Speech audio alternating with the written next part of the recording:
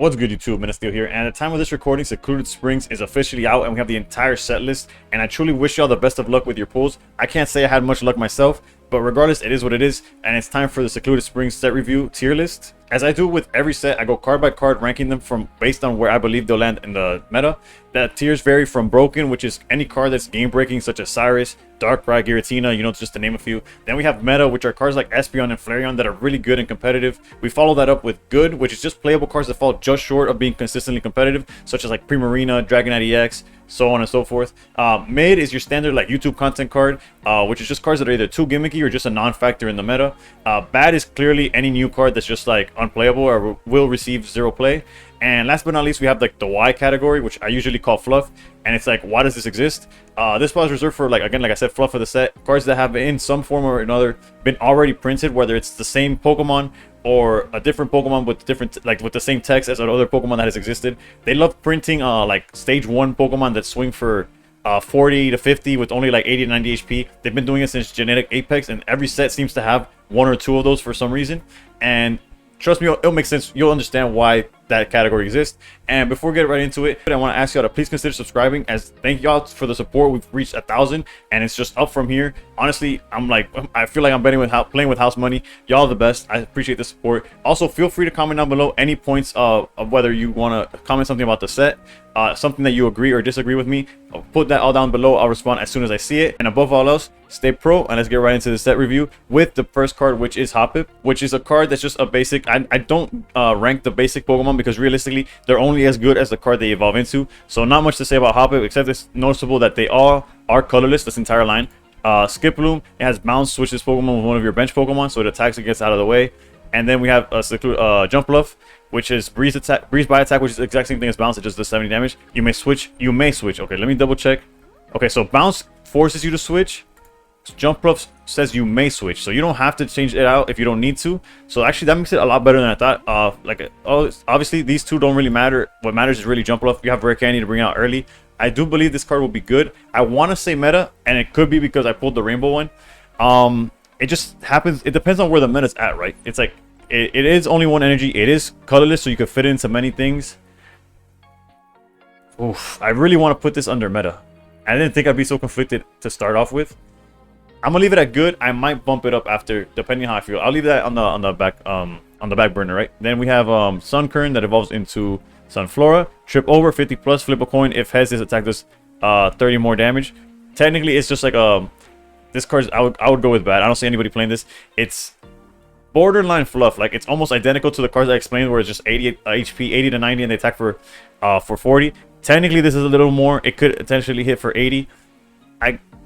It's just nobody's gonna play this. Nobody's gonna play this. Okay, then we have Celebi. This is an interesting card. 2 grass energy, temporal leaves, 40 damage. That's not what matters. What matters is this: if your opponent's active Pokemon is an evolved Pokemon, devolve it by putting the highest stage evolution card onto your opponent's hand.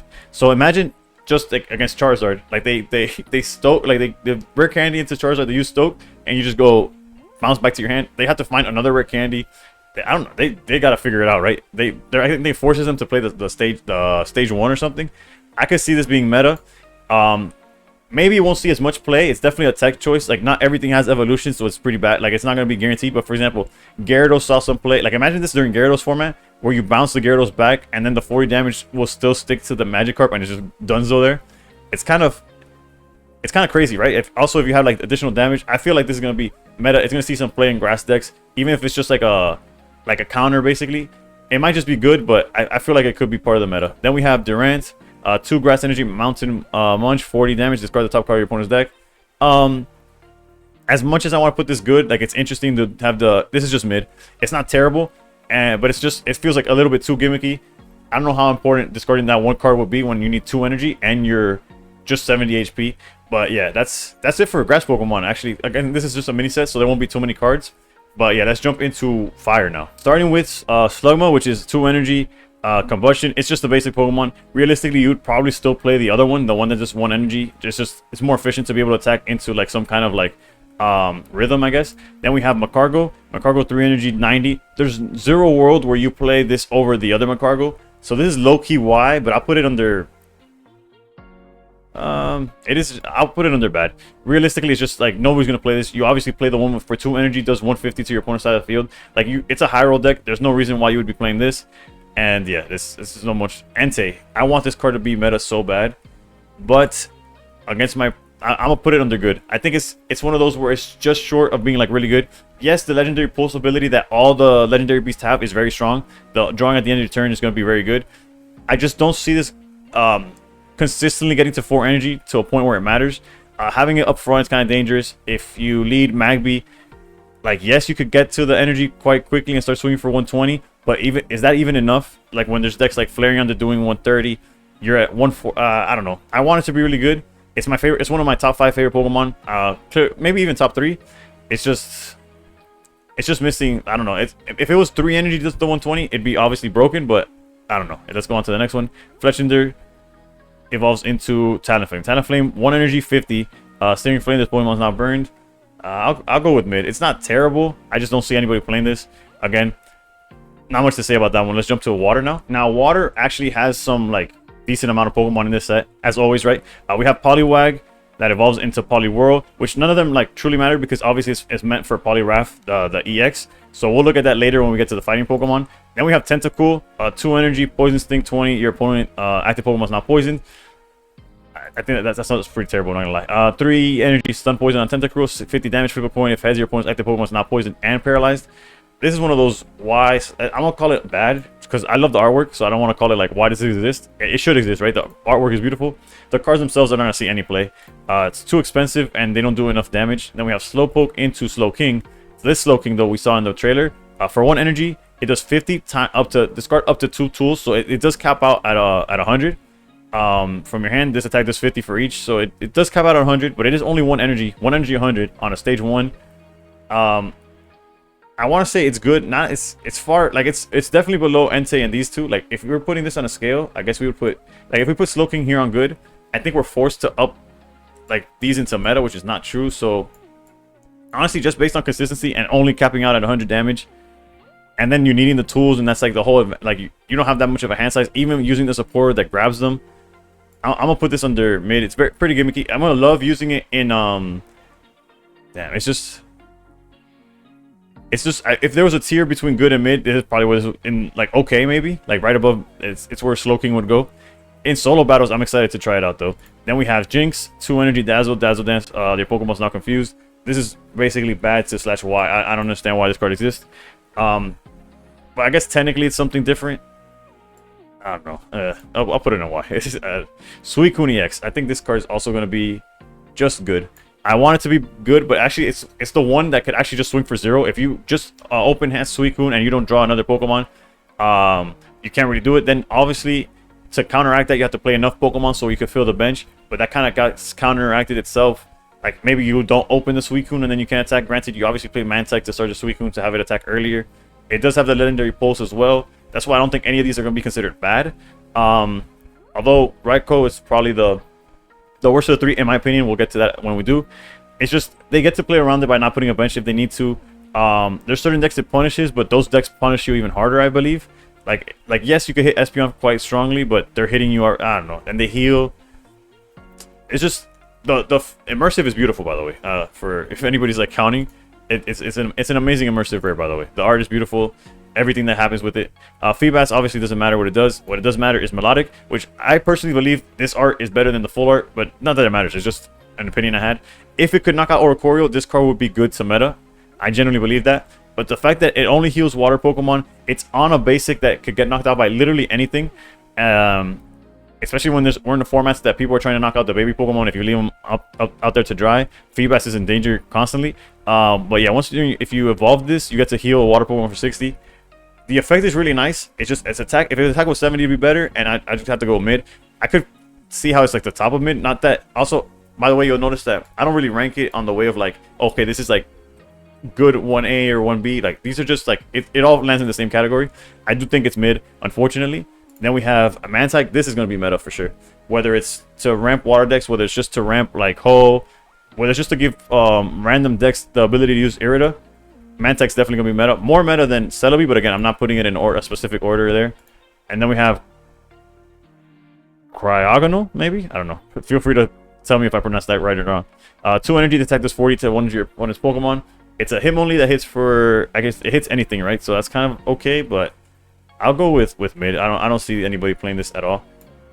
And that's it for water. So let's jump to, I think, lightning now. If there's any proof to how much like I'm underwhelmed by this set, you can see it by not only how fast we're going through everything. Granted, it is a smaller set, so it's gonna be a shorter video than the Wisdom and Seeing Sky one, but this set left a lot to be desired. Not only in like cards strength itself, but like my I don't know. I'm still kind of salty about how bad my packs went.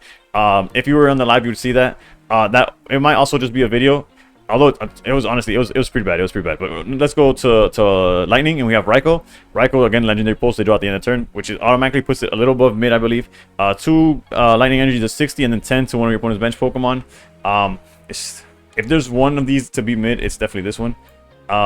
Again, I just don't see it. I could be wrong, and I want to be wrong because I love these Pokemon. I love these guys. But it's just like, they're just not it, right? It's just, especially Raikou that could only cap out at 60. It is an EX. It's the weakest of the 3 health-wise. I just don't think it does enough. If they drew outside of the active, that would probably be too much. So that's not the fix either, but I love the artwork, if anything. Then we have Dynamo. Colorless energy does 10, evolves into electric. 2 energy, which is, again, means to an end of Electros, which is wild charge 120. This Pokemon also does 20 to itself. This I could see being really good at solo battles. In every other situation, I don't see this seeing any play. You would probably play Luxray over this. Luxray gets to hit anywhere on the board for 120, does not hurt itself. Granted, it removes that. I don't know. This is like a fun deck at most. I'll go with mid. Definitely YouTube content. Definitely for solo battles, it could be very useful. Lightning kind of needed something like this for that specific situation. And then we have Stunfisk, which is one of the 1-stars. I pulled like 4 of them, but yeah, this is bad. /Y. And then we have Yamper. Yamper, it just evolves, so let's see what it evolves into. Bolton, which 3 energy, Define Spark to 70. If this Pokemon has damage on it, attack can be used for just 1 lightning. So it isn't out to Oricorio. It is a stage 1. It could technically just do it for 1 energy if the Yamper is hurt. There's no consistent way of hurting Yamper. Like, it's not like the Zap Kick hurts itself. But I can see this. It's not bad, right? It has to be at least mid. It could borderline be good. It's just if there was a consistent way for it to hurt itself, sort of like the way Mankey does it, or Mankey into Primate does it. But as it stands, it's okay at best. So let's jump into what I believe now is Psychic. For Psychic Pokemon, now we have Misdreavus. Misdreavus has Infiltrating Inspection. Once during your turn, when you put this Pokemon from your hand onto your bench, you may have your opponent reveal their hand. That's pretty solid. I know it's like oh, we have Hand Scope. You could do that whenever. The fact that it's in a Pokemon that you could evolve into like Misdreavus, if this is Mismagius EX, there's some Mismagius in this set that will look now. I do think this is good. It's not like meta. It's not gonna be game breaking. But if you're playing Misdreavus and into Mismagius, I feel like this is definitely the pick. It also hits for 20, which is huge. And then in this case, it evolves into Mismagius, which Curse Pros, or I don't know how to pronounce that. But at the end of your opponent's next turn, do 90 damage to the defending Pokemon. Technically, it forces them to like back out. But if they do back out, this attack does nothing, which is why I want to put it in mid. Yes, it forces them to, I guess, swap their Pokemon, but it's a little bit slow. I think your better curve is to go into Mismagius EX. It technically outs Oricorio, I guess. It's hard to say, right? I'm gonna go with mid. It's not terrible. It has some good implications, like forcing your opponent to switch if it matters. But for the most part, you're probably just gonna go from the Misdreavus that we just saw to Mismagius EX. Now we have Galarian Corsola, which evolves into Cursola, which is if this Pokemon, the 2 attack for 60 doesn't really matter. What matters here is if this Pokemon is in the active spot, is knocked out by your opponents from an attack from your opponents, flip a coin. If heads, the attacking Pokemon is knocked out. This is mid because it's not gonna be consistent. If it was like it automatically had like Destiny Bond, first of all, that'd be probably insane, and second of all, we'd be having a different conversation. When it's coin flip, especially on your opponent's turn, so you can't will or nothing, it's just mid. It's like a cute attempt at something, right? Then we have Latias.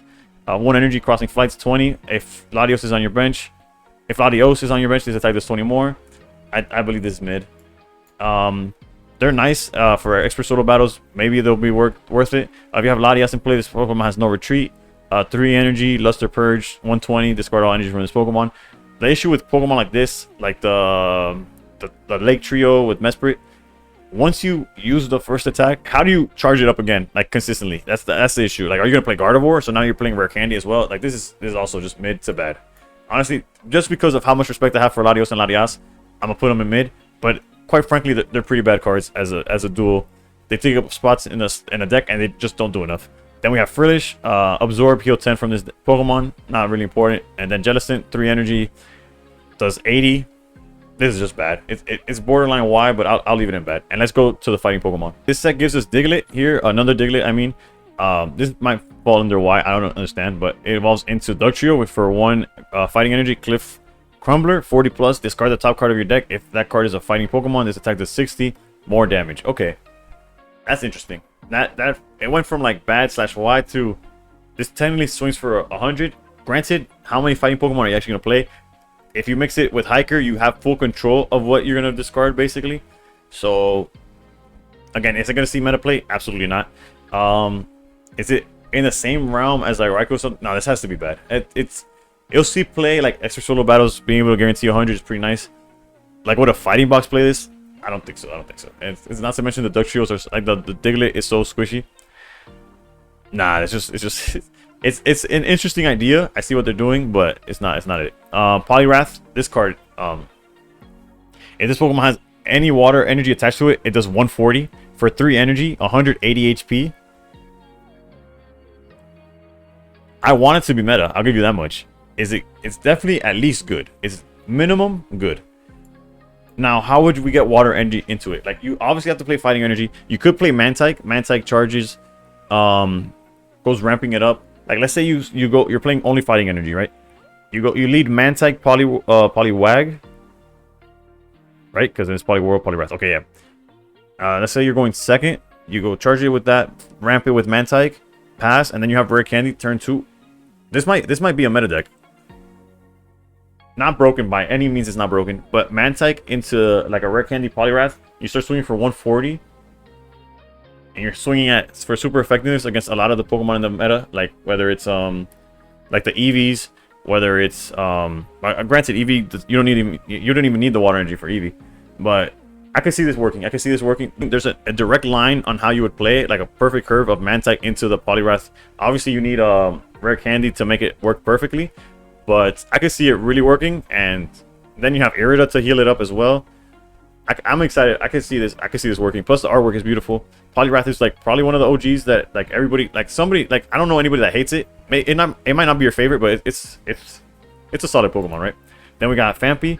1 energy Flail. I saw this one because it was in the trailer, the full art. The full art is beautiful. The card itself, this card is terrible. You wouldn't play it. Like Flail, yeah, you deal like max 60 damage. Who's hitting this for just 60? I don't know. Then we got Donphan. This Pokemon takes a minus 20 damage from attacks, only to do 80. This card's a bad / Y. I'll put it under Y. Like, but we have Donphan EX from the last set that you definitely play 100 times over this. Let's go on to Relicanth. Take down 2 colorless energy. This is bad / Y. It's not even like we're not even in a set 3 set. Like, why would you throw Relicanth? I don't know. Gen 3 is what I meant. We got Double, 2 energy into a Crustle. Crustle, 4 energy, Stone Edge. 100 plus, flip a coin if attack this. This is just bad as well. That was. It was like fighting started like really good, and then just like tanked. I don't know what just happened, but nonetheless, let's jump to Darkness now. Starting us off for Darkness, we have Seviper, which 2 energy, Fateful Fang, 40 plus. If your opponent's active Pokemon is Zangoose, this attack does 40 more. That's horrendous. What in the world? What? we're Seviper on this. That's just brutal. What in the world? I understand like the flavor of like that effect. Like I understand why that's the effect, like where it comes from, but are we for real? Like, what is that? Zorua evolves into Zoroark, which with this one we knew because it's going to be one of the promos, like the full art version of it. If your opponent's Pokemon is knocked out by damage from this Pokemon's attack during your opponent's next turn, prevent all damage from and effects of attacks done to this Pokemon. It's an out to Oricorio. I feel like this is going to be minimum good. It could be meta if it becomes like Darkrai's answer to Oricorio, which I don't think it will be because Darkrai does not have an issue with Oricorio for the most part. Granted, there's definitely decks that Darkrai has better, like more issues than others. But yeah, as far as like the card itself, it's good. There's no way you could say otherwise. At least that's my opinion. NK just tackle evolves into Malamar. Malamar, 1 energy mental surge. This attack does 20 to each of your opponent's Pokemon. Wouldn't you just play Spiritomb? Colorless, any deck could use it. I'll go with mid. I wouldn't say it's borderline bad. It's close to being fluff really, but maybe there's a strategy like you wouldn't even put this with Umbreon. It's just not even correct. Like you would just play like Greninja. This is better. I don't know. I can see what they're going for, but it's not it. It's not it. We got Scrub that evolves into. Your guess is as good as mine. Dragouge. I don't know. I don't know what it's going for. Sludge Bomb. This is bad / Y. I don't know what why this card exists. And then okay, but yeah, that's it for the darks. There's only one dragon, which is why I put it already here. But yeah, we have Altaria, 2 colorless dragon Arcana, 40 plus. If this Pokemon has 2 or more different energy types of energies attached, this attack does 60 more damage. Honestly, 100 damage on a stage 1 for just 2 energy. The colorless, the multiple energy part is rather simple. Whether you're playing it like a Pichu or baby deck that just gives it random stuff, it's an out to Oricorio and basically anything. As long as you have multiple energies, it is a stage 1 answer though, right? So I think it has to be good. I don't think it's broken by any means. Only certain decks will be able to use it, but like in a Dragonite deck, you have this as an option. You're already playing 2 colors. You're playing the babies. You're playing Mantike. You're playing Pichu. You're doing whatever you want. It's going to be rather easy to build this up. It's going to be a consistent out, I guess. It's consistent in the sense that you still need to find it, but it's definitely good. As far as meta, it could borderline meta, honestly. But that's it for... That's the only dragon in the deck. Let's jump now to normals. Normal Pokemon make up quite a bit of the entire card pool here. We have Farfetch'd with Leak Slam, 60 damage for 2 energy. I don't see anybody playing this, especially with 70 HP. Like, the original gets to do this 80 damage in the same amount of time, just by building up the energy, if that makes sense to you. I'm gonna go with Y on that one. Lickitung, 2 energy, Stretch Tongue. This attack does 30 to one of your opponent's Pokemon. If it was 2 retreat, I could see this being played because it gets to attack before you, like by the time you get to evolve. But it's a means to an end. It's to evolve into Licky. So let's see what Licky does. 3 energy, Stretch Tongue. This attack does 60 to one of your opponent's Pokemon. I'll go with bad. Not necessarily Y, but there's Licky EX for just one more energy is doing like 100 to 140, 100, like God knows how much because of the coin flips with Will. Yeah, it's not it. Igglybuff, Sleepy Lullaby. Your opponent's active Pokemon is now asleep, and it does 10 damage for no energy. This is borderline broken, and the only reason I'm gonna put it broken is because how poor the rest of the set is. I do think it's just gonna be meta. I don't know how many people are gonna play it. It's not in the same tier as like a Cyrus or whatever, but in comparison to everything in this set, doing 10 damage turn 1, like they haven't even played yet, and you're already putting them to sleep. So you basically skip their turn. You almost guarantee that going first, you're going second. If that makes sense. Like they don't get to attack. All they do is put an energy up. It could get pretty ignorant. That's all I'm saying. Like pack your PCLs, pack your Malasadas or whatever it's called. Igglybuff is coming. All right. We got Teddy Ursa, surprise attack, 1 energy, 40. Flip a coin if his tails it does nothing. It truly only matters what Ursaring does, which is 4 damage, 110. I mean 4 energy, 110. I'm gonna go with Y. That's just a lot of energy. Doesn't do quite enough in my opinion. Then we have Miltank. Rolling Frenzy 10 until the Pokemon leaves the active spot. This Pokemon's Rolling Frenzy attack does plus 30 and it stacks. So it'll be 10, then it does 40, then it does 70, then it does 100. And yes, there's a Whitney card I think that heals like for 60 or something, and then and heals from like confusion or paralyzed or anything they could give, like any status condition. The only issue is that you're only at 110. There's a lot of Pokemon that will take your town way before you're even dealing like 70. This just feels bad. Not even mid. Like it feels genuinely bad. I think there is another Miltank promo that they announced that might use the Whitney a little bit better, but this one, unless it's the exact same, it's just an alternate art. This Miltank is definitely not it. Then we have Ezreal, Squishy Healing, heal 50 damage from one of your bench Pokemon. I think this one's gonna be good, not necessarily meta. It could be very strong. The healing, imagine like, it definitely has a place where certain decks are gonna be able to use it. Healing 50 is crazy, especially for no energy. The fact is just like you're giving them a point. You're healing 50 from a bigger threat that you have, obviously, but you're basically giving your opponent a point in the process. That's what I think holds it back from being like just like a staple or being something that's truly meta. Then we have Swablu that obviously evolves into Altaria that we already ranked is pretty well. Then we have Zangoose, counterattack. Okay, now tell me why they made Seviper. If you're going against specifically Zangoose, this card might be playable. To Zangoose having being normal, so it's generic, having rough skin basically, right? If this Pokemon activates damage by opponent's attack, do 20 to the attacking Pokemon. Having rough skin and an attack itself, right? Not to mention that this card's actually not that good either. Like I'm gonna drop Survivor into Y. Like, why in the world did they do that? Like, and then have Zangoose not care about Survivor. Like, okay, I guess it won the rivalry, but I guess it's another rough skin Pokemon. It's in the same era. But if Druddigon was still viable, then I would say Zangoose is in a pretty good spot. But especially with the 1 retreat cost, that's why I'm gonna put it in mid. In a different world, it'd be definitely good to meta. But in this world, I think it's way past the time for where something like rough skin is like truly strong. Especially, but I do like that it's generic, that it could technically attack in any deck. The fighting weakness is also a bad thing to have in the current format. Then we have Fletchling, which doesn't really matter. It's all evolving into the Talonflame that we already said was pretty mid. And that's enough for the... That's not enough. That's all for the Pokemon. Let's jump to the few trainers and tools that they have in this game. To close it out, we have 2 tools and 3 trainers to go over. We have Inflatable Boat, that the retreat cost of the water Pokemon this card is attached to is 1 less. I could see this being alright. It's a good card for sure.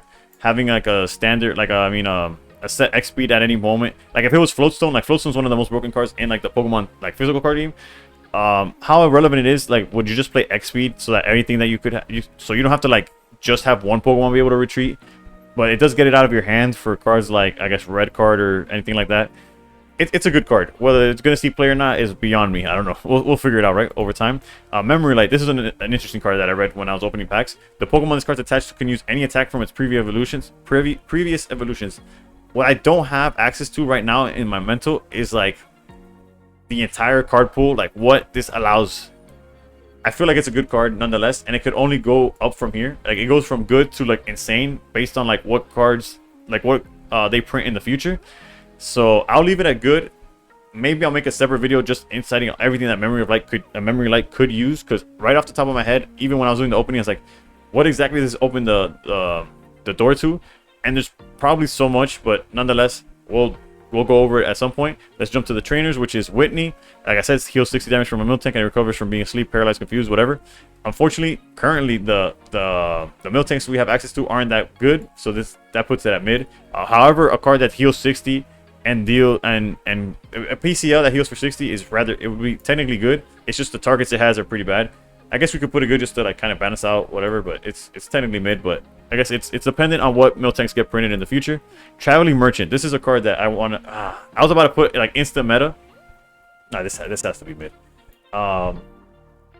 Low key, I could see people playing this in a bunch of strategies just to find their Rocky Helmets, find their giant capes. It would be more the decks that are playing multiple, like the decks that are playing tools are definitely playing this card. I feel like even I could see Dartina playing this as a one of, trying to find, because there's so many matchups where Dartina needs that helmet to make sure like it keeps the Pokemon at bay, because you still have you're always going to take a few turns to set up. So looking at the top 4 cards and finding any tool and putting it to your hand is quite a big chunk of your deck, right? Like if you were just starting with all 20 cards in your deck, the top 4 make up 20% of that, and if moving forward you draw your 5 cards, that means you only have 15 in the deck. Top 4 is almost 33% chance to hit. I mean, you're seeing 30% of your deck, not 32% chance. The chances are even higher than that. Yeah, I think this is a solid card, and it'll only get better with like the more tools or more tool focused strategies that there is. Obviously it works with the Slowking. I mean but that's like a solo battle / YouTube content. Then we have Morty. For each of your psychic Pokemon in play, look at the top that many cards in the Pokemon's deck and put them in order. This in the late game I feel is broken. There will be times like if you do it too early, you might be able to see their hand and then they just Pokeball and they completely mix up the order, but you still make sure that that next draw was kind of bad. Like being able to give them a dead draw. There'll also be instances where you look at the top however many cards, 2 or 3, and they have complete gas coming up. Like nothing you could do could stop them from drawing what they need, type of thing. Sort of like when you use Hiker and no matter what, the cards are either bad or no matter what, everything was gas, so it doesn't even matter the order you're drawing it in.